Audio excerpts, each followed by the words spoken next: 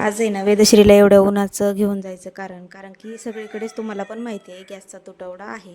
तर आमच्या इकडं पण तसंच आहे, गॅस भेटेल नाही भेटेल त्याची गॅरंटी नाही. तर माझे 2 ते 3 वर्ष झालं एक शेगडी आहे ना खराब झालेली होती, तेच रिपेअर करण्यासाठी आम्ही आता निघणार होतो. तर इथे आहे ना बघू शकता नारळांचे झाडे ना खरंच खूप छान होते. तर मग त्यानंतर इलेक्ट्रॉनिक दुकानात गेलो आणि मग शेगडी वगैरे रिपेअर केली. एक 4,000चा जो बल असतो आपला तो घेतला. त्यानंतर मग थोडाफार किरकोळ कारकोळ किराणा जो असतो आपला तो घेतलेला.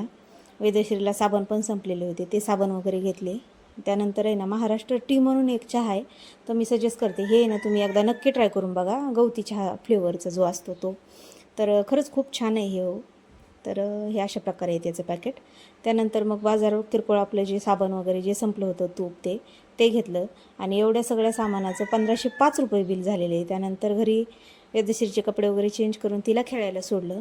व्हिडिओ जर आवडला असेल तर आपल्या व्हिडिओला लाईक शेअर सबस्क्राईब करायला विसरू नका. भेटू आपण पुढच्या व्हिडिओमध्ये. चलो बाय.